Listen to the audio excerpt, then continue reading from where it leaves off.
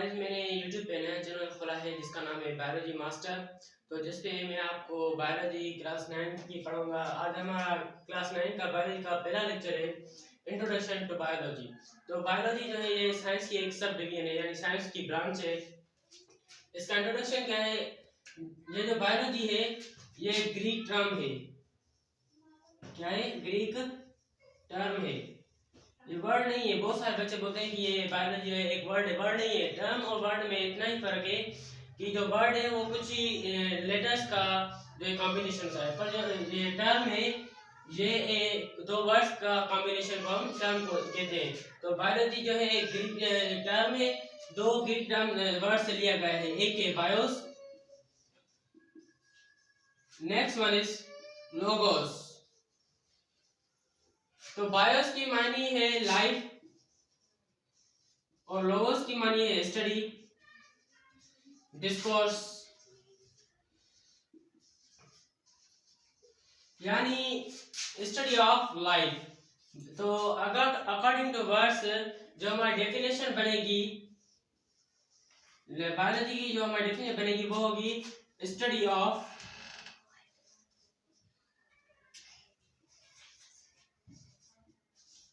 Life या living organism.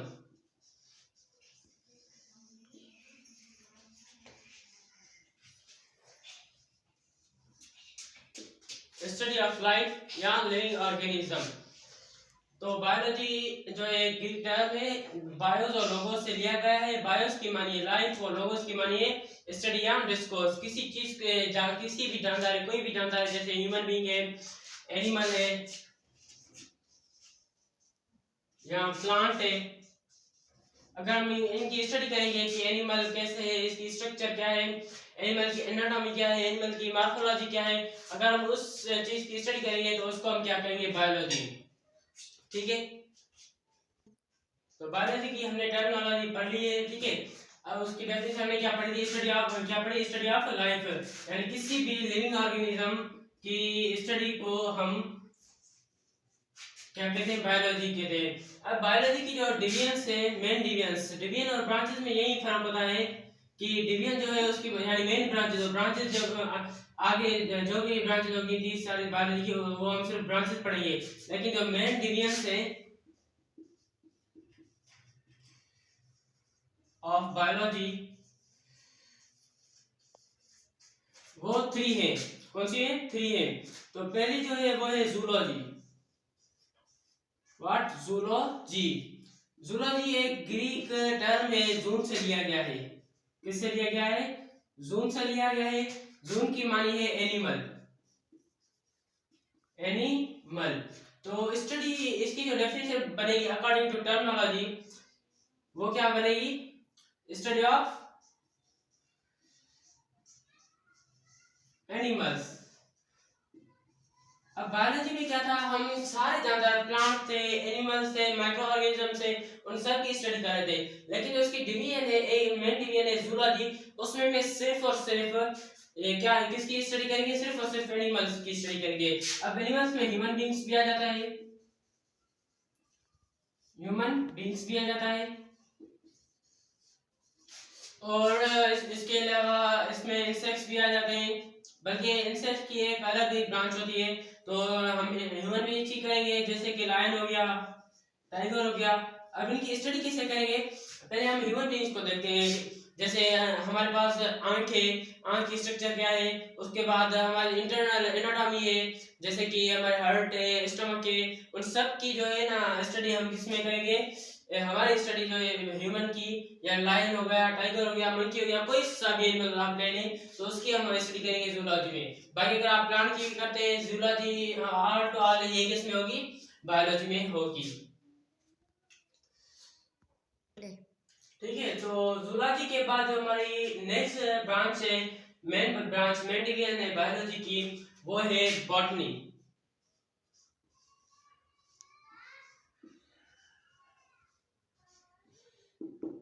Botany जैसे हम पहले भी पढ़ के आते हैं, जूलॉजी वो भी ग्रीक टर्म था और बायोलॉजी वो भी ग्रीक टर्म है, तो ये भी एक ग्रीक टर्म ही है, ग्रीक टर्म। ठीक है, जिसमें ये बॉटनी जो है ये ग्रीक वर्ड कौन से ब्यूटेन से लिया गया है, ब्यूटेन से लिया गया है। ब्यूटेन की मानी क्या है, प्लांट्स। तो अकॉर्डिंग टू टर्मिनोलॉजी हमारी बॉटनी की डेफिनेशन बनेगी वो ये बनेगी कि स्टडी ऑफ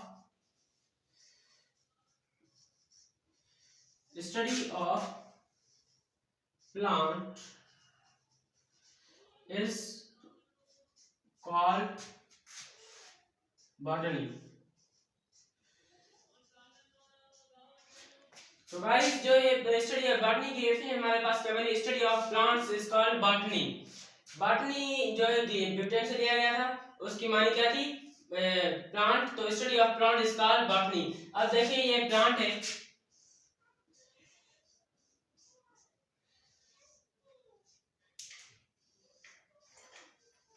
ठीक है, ये हमारे पास एक प्लांट है। तो इसकी स्ट्रक्चर क्या है, इसके पास स्टेम है, लीफ है, ठीक है, फ्लावर है। तो इसमें प्लांट की केमिस्ट्री कैसे करेंगे, इसकी एनाटॉमी करेंगे, फ्लावर में कौन से पार्ट्स होते हैं, फ्लावर की स्ट्रक्चर क्या होती है। मिसाल तो के फ्लावर में स्टेम होता है, कार्पेल होता है, और जो स्टेम है वो किस चीज से बना हुआ है, ऐसा है जो ट्रीज होते हैं या प्लांट होते हैं उनमें ज्यादातर सेल्यूलोज होता है, ठीक है। कौन सा सब्सटेंस होता है, सेल्यूलोज होता है। ये रूट्स है, रूट्स की हम स्ट्रक्चर करेंगे। तो सारों की जो हम स्टडी करेंगे प्लांट्स की, all to all plant study, root से लेकर फ्लावर तक, या कोई भी प्लांट हो, कोई ऐसे ही प्लांट होते हैं जिनमें फूल नहीं होते। तो मिसाल कोई भी प्लांट है जैसे नीम ट्री है, आप जिस प्लांट की भी स्टडी करेंगे तो प्लांट की स्टडी किस चीज ब्रांच में आ जाएगी, वो होगी बॉटनी में। तो बॉटनी में आप किसकी चीज स्टडी करेंगे, प्लांट्स में। तो गाइस अपनी नोटबुक पे ये नोट कर लिया, मैं मिटा दूंगा। फिर हम तीसरी ब्रांच के हम आगे बढ़ते हैं, जो कि तीसरी ब्रांच बायोलॉजी की वो है माइक्रोबायोलॉजी। तो हमारी बायोलॉजी की तीसरी मेन ब्रांच है वो है microbiology.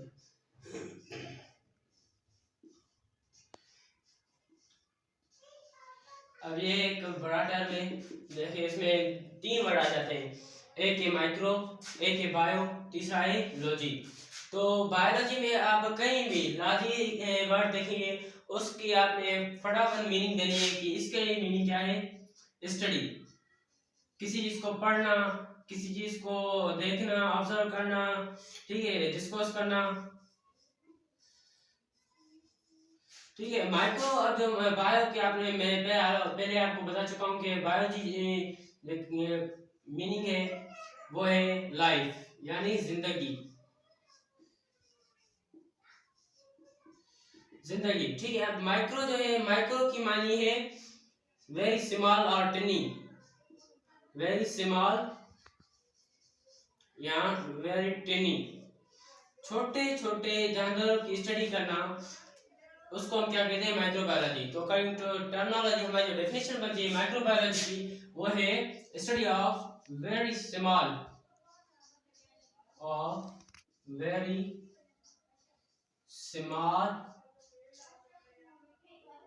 टिनी living organism,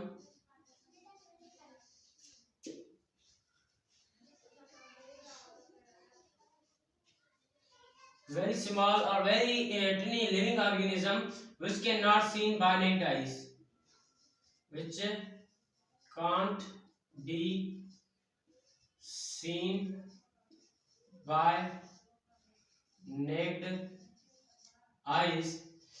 naked eyes का मतलब क्या है, ये जो naked eye में लफ्ज लिखा है इसका मतलब है हमारी जो आंखें हैं, ऐसे जानवर, ऐसे छोटे छोटे लिविंग ऑर्गेनिज्म जिनको हम अपनी इन आंखों से नहीं देख सकते, तो उनकी स्टडी जो हम करेंगे वो करेंगे माइक्रोबायोलॉजी में। अब वो कौन से जानवर हैं जिनको हम अपनी आंख से नहीं देख सकते, वो है सच हम एग्जांपल ले सकते हैं बैक्टीरिया,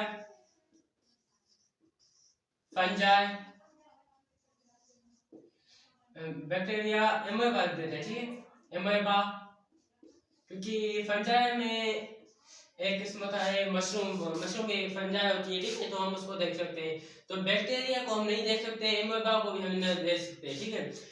बैक्टीरिया जो होते हैं वो बहुत सारे किस्म के होते हैं, इनमें से ये जो एक बैक्टीरिया है वो एक रॉड बैक्टीरिया है, इसको हम स्पेशली नाम दिया हुआ है रॉड बैक्टीरिया। ठीक है, रोड लाइक इसकी स्ट्रक्चर है इसलिए रोड बैक्टीरिया। दूसरा ये एमोबिया, इसकी जो स्ट्रक्चर होती है वो इरेगुलर होती है, ठीक है, ये अपने फास्ट फीट की मदद से मूव करता है। तो अब इन जानता की स्टडी ये मूव कैसे करते हैं, ये कैसे चलते हैं, ये कैसे दौड़ते हैं, तो इन सब की स्टडी हम किस में करेंगे, माइक्रोबायोलॉजी में, क्योंकि माइक्रो की माना ही है वेरी स्मॉल और वेरी टिनी। इसके बाद मैंने आपको डिटेल्स बायोलॉजी बता दी। इससे पहले एक टॉपिक रहती है, वो क्या है, प्रॉपर्टीज ऑफ लाइफ। जैसे कि मैंने आपको बताया ये चलते कैसे हैं, ये सांस कैसे लेते हैं, ये कार्बन डाइऑक्साइड अंदर कैसे जज़ब करते हैं, बाहर कैसे ऑक्सीजन कैसे निकालते हैं, तो ये सब जो है इसमें आ जाता है। प्रॉपर्टीज ऑफ लाइफ एक टॉपिक है, वो मैं आपको पढ़ा देता हूँ, ठीक है, इसी वीडियो में आपको पढ़ाऊंगा। तो अभी से आप ये मिटा दीजिए, आप ये नोट कर दीजिएगा, मैं मिटा रहा हूँ, ठीक है। तो हमने बायोलॉजी का इंट्रोडक्शन पढ़ लिया, उसकी जो मेन डिफरेंस थी वो पढ़ ली। अब हम आते हैं नेक्स्ट जो टॉपिक है लाइफ की प्रॉपर्टीज। पहले मैं बता दूं लाइफ क्या है। लाइफ हम बोलते हैं all activities, all metabolic activities, ठीक है। एक्टिविटीज तो होती रहती है, लेकिन हमारे जिस्म में एक्टिविटीज होती रहती है उसको हम कहते हैं metabolic activities. All metabolic activities, metabolic activities from आप इसे बोले existence of life to the death of existence of life को ऐसे कह सकते हैं हम formation of zygote, formation of zygote, ठीक है। All metabolic activities start from, यहाँ पे एक लफ्ज लिखिए, start from existence of life, formation of zygote to death.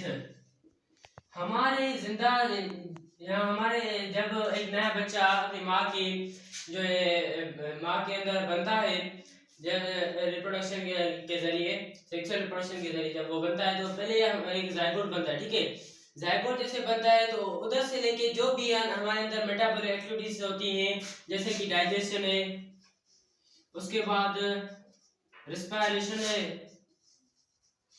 ठीक है। तो ये जो ऑल एक्टिविटीज हम करते आते हैं, या कोई दूसरी एक्टिविटीज हैं जो ऑल भी मेटाबॉलिक एक्टिविटीज बोलते हैं इसको है, या तो इसमें हम ब्रेकडाउन होगी किसी चीज की,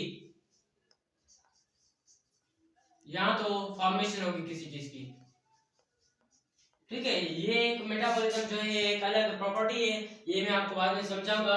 तो लाइफ क्या है, हमारे जो अंदर जो भी मेटाबॉलिक एक्टिविटीज होती हैं, जैसे कि मैं आपको एग्जांपल बताया, डाइजेशन हो गई। डाइजेशन में क्या होता है कि जो बड़े बड़े फूड मॉलिक्यूल्स हैं वो ब्रेक हो जाते हैं छोटे फूड मॉलिक्यूल्स में, फिर इजीली वो डाइजेस्ट हो जाते हैं, उसके बाद एक्सक्रीट हो जाते हैं, ठीक है। रेस्पिरेशन में क्या होता है, ये रेस्पिरेट में हम जो खाना खाते हैं उससे जो एनर्जी बनती है उसके जरिए हम वो O2 के प्रेजेंस में बनती है, और उसे हम सांस लेते हैं, ठीक है। सांस लेना, हम कार्बन डाइऑक्साइड अंदर जज़ब करते हैं और ऑक्सीजन अंदर लेते हैं और कार्बन डाइऑक्साइड बाहर छोड़ते हैं, ठीक है। तो जो भी लाइफ में अंदर एक्टिविटीज हैं हम उन सबको क्या कहते हैं, लाइफ है।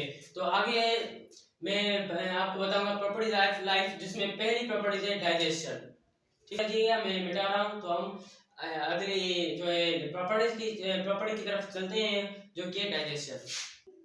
तो प्रॉपर्टीज ऑफ लाइफ में जो हमारी पहली प्रॉपर्टी आती है वो है डाइजेशन। अब डाइजेशन में क्या आता है, डाइजेशन में होता है break down of food molecules, complex food molecules. वो फूड मॉलिक्यूल्स हो लेकिन बड़े बड़े, जैसे हम खाना खाते हैं ना तो हम बड़े निवाले खाते हैं, complex food molecules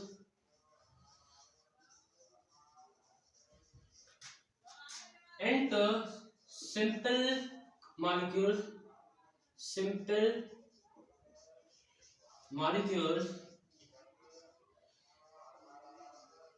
is called digestion,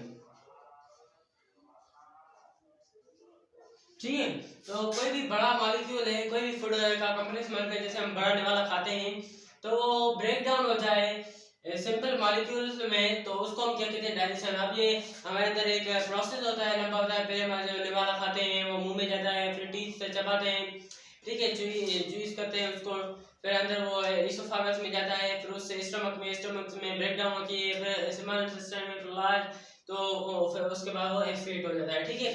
तो डाइजेशन में क्या होता है, break down of complex molecule, जो भी बड़े मॉलिक्यूल्स हैं वो ब्रेक डाउन हो जाएं, टूट जाएं इस छोटे छोटे मॉलिक्यूल्स में, तो उसको हम बोलते हैं डाइजेशन। अब डाइजेशन में आप एग्जांपल ले सकते हैं ग्लूकोज की, ठीक है। ग्लूकोज एक मिसाल और बड़ा कॉम्प्लेक्स मॉलिक्यूल है, इसको इसका फार्मूला क्या है, C6H12O6, ठीक है। ये एक ऑर्गेनिक कंपाउंड है ग्लूकोज का, इसका फार्मूला है C6H12O6, ठीक है। अब अगर हम इसको ब्रेक डाउन करेंगे, ठीक है, तो ये एक तो CO2 में होगा, प्लस में H2O और प्लस में सब ATP, ठीक है। ये H2 भी हमारे लिए काम में आ जाएगा एनर्जी, और जो ATP है ये शॉर्ट फॉर्म एडिनोसिन ट्राइफॉस्फेट, ठीक है। ये एनर्जी का शॉर्ट फॉर्म है, जो हमारे अंदर एनर्जी बनती है, ठीक है, उसको हम ATP बोलते हैं, ठीक है। तो H2 भी हमारे लिए काम आ जाएगा। ATP एनर्जी तो हमें लाजमी चाहिए, हमें चलने के लिए, दौड़ने के लिए, खाने के लिए, पीने के लिए हमें एनर्जी चाहिए, वो यहाँ पे बनती है, ठीक है।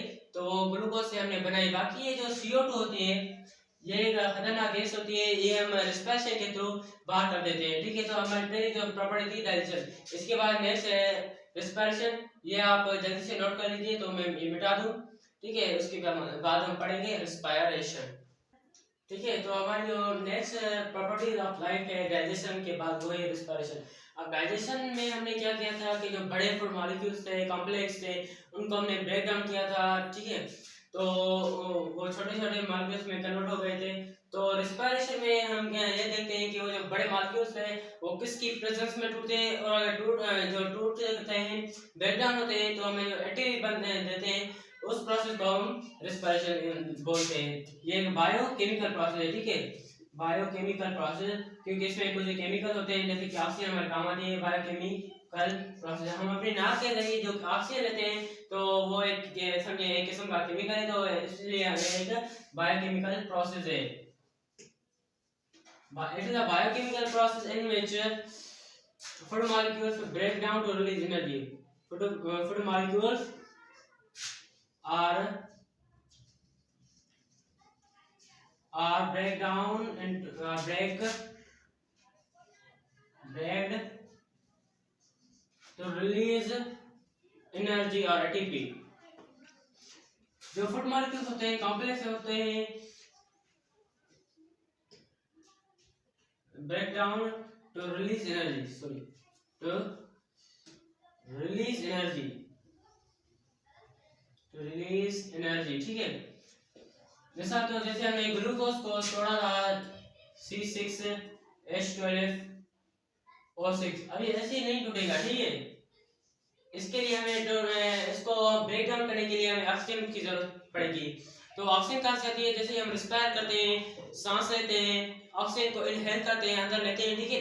तो ऑक्सीजन जाके सेल में माइटोकॉन्ड्रिया में ग्लूकोज को ब्रेक डाउन करता है, ये टूटता है O2 की प्रेजेंस में, किसमें, एक CO2 में, जो हमारे काम में नहीं होती है, उसको हम एक्सहेल कर देते हैं, यानी बाहर निकाल देते हैं, इसको प्लांट जो है वो अपने अंदर ले लेते हैं, ठीक है। तो CO2 हमारे काम की नहीं होती है। उसके बाद जो हमारा बनता है वो H2 है।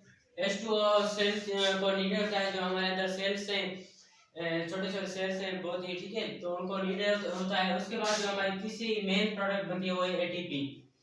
इसकी मैं आपको शॉर्ट फॉर्म बताई, एडिनोसिन ट्राइफॉस्फेट, ठीक है। तो ये जो ATP है, इसका बनना जो है, इसको इस प्रोसेस को हम क्या कहते हैं, प्रॉपर्टी, इसको हम बोलते हैं रेस्पिरेशन ऑफ लाइफ। अब ये बायोकेमिकल प्रोसेस किस लिए है, ये बायोकेमिकल प्रोसेस इसलिए है, देखिए यहाँ पे बड़ा मॉलिक्यूल ग्लूकोज का आप 2 ले लें, 3 ले लें, जितने भी ले लेंगे, वहाँ पे 2 CO2 बनेंगे, 2 H2 और सम ATP बनेगी, ठीक है। तो ये बड़ा मॉलिक्यूल का ग्लूकोज का, इसको हम ब्रेक डाउन किया, ये भी एक केमिकल है, ठीक है, ये भी यानी केमिकल रिएक्शन हुआ है, केमिकल प्रोसेस हुआ, इसलिए हम इसको बायोकेमिकल प्रोसेस बोलते हैं। कौन सा बायोकेमिकल प्रोसेस हुआ, ये जो बड़ा ग्लूकोज का मॉलिक्यूल था, इसको हम ऑक्सीजन की प्रेजेंस में ब्रेक किया एक CO2 में और एक H2 में, और सम एटिविटी हमारे लिए बनी जो हमें नीडेड होती है करने में। दूसरा जो हमारा होता है वो होती है जो, ठीक है। तो प्रॉपर्टीज ऑफ लाइफ में हमारे पास तीसरे नंबर पे आती है मेटाबॉलिज्म। मेटाबॉलिज्म हम बोलते हैं ब्रेक डाउन, इसमें ब्रेक डाउन भी होती है, ठीक है, ब्रेक डाउन या और फॉर्मेशन ऑफ मॉलिक्यूल्स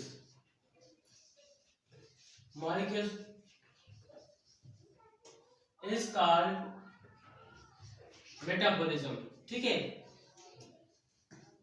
कोई भी मॉलिक्यूल है हम उसको ब्रेक कर रहे हैं, ठीक है। इसकी भी दो टाइप से अलग है, एक कैटाबॉलिज्म एक एनाबॉलिज्म। अब जो हम ब्रेक करते हैं, जो ब्रेक वाली कैटेगरी आ जाती है, एक इसको हम स्पेशल नाम देते हैं breakdown of food molecules is called catabolism, ठीक है। और जो फॉर्मेशन ऑफ फूड मॉलिक्यूल्स है, इसकी भी एक स्पेशल कैटेगरी आ जाती है, उसको हम बोलते हैं एनाबॉलिज्म, ठीक है। अब जैसे कि हमने ये हमारे पास एक कोई भी सब्सटेंस है, हम दूसरा कोई ग्लूकोज ले रहा है, दूसरा कोई जैसे नमक है NaCl, ठीक है, हम सिंपली केमिस्ट्री की मदद लेते हैं, ठीक है। NaCl है, इसको हमने ब्रेक किया एक Na+ आयन में, दूसरा Cl नेगेटिव आयन में, ये जो ब्रेक हुआ इसको हम बोलेंगे कैटाबॉलिज्म में। अब ये हमारे अंदर जो फूड मॉलिक्यूल्स है वो ब्रेक होते हैं, तो उस प्रोसेस को हम बोलते हैं कैटाबॉलिज्म। ये एक जो है ना टाइप है मेटाबॉलिज्म का, एक कैटाबॉलिज्म और एक एनाबॉलिज्म, ठीक है।